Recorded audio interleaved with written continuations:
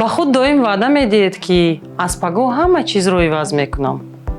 мехоҳед саломатиатонро беҳтар кунед, аммо диета танҳо як рӯз давом мекунад. нақша доред ки пул ҷамъ мекунед, аммо хароҷот доим пешсафанд. орзуи зиндагии оромро доред, аммо фикрҳо беохиранд. ин ҳолатҳо ба шумо шиносанд, дуруст? пас хушомадед ба платформаи мефаҳмам. платформаи мефаҳмам метавонад ба шумо дар се самти муҳим кӯмак расонад: ғизо ва тарзи ҳаёти солим, саводнокии молиявӣ, кӯмаки равонӣ аз мутахассисони ботаҷриба. дар бахши ғизо ва тарзи ҳаёти солим меомӯзед ки чӣ тавр метавонед саломатии худро беҳтар кунед ва худро пурқувват ҳис кунед.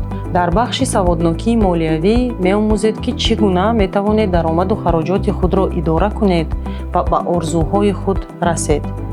дар бахши кӯмаки равонӣ бо мутахассисони ботаҷрибаи мефаҳмам суҳбат карда метавонед эҳсосоти худро фаҳмед ва роҳҳои нави ҳалли мушкилотатонро ёбед. платформаи мефаҳмам ба шумо усулҳоеро пешниҳод мекунад, то ки шумо хоҳишҳо ва имкониятҳои худро бифаҳмед.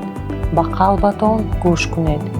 платформаи мефаҳмам шуморо мефаҳмад ва ба шумо кӯмак мерасонад.